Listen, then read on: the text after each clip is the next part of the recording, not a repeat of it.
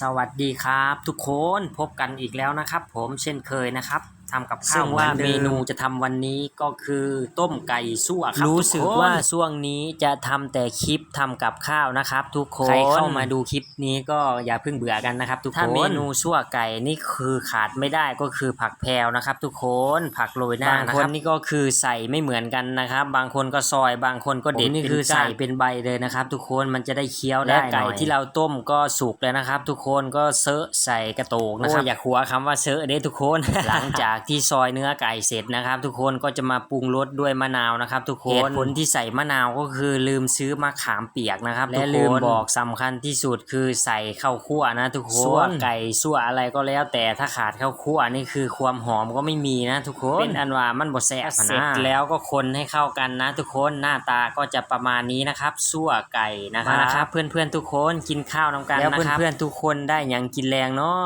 คอมเมนต์บอกหน่อยเด้อ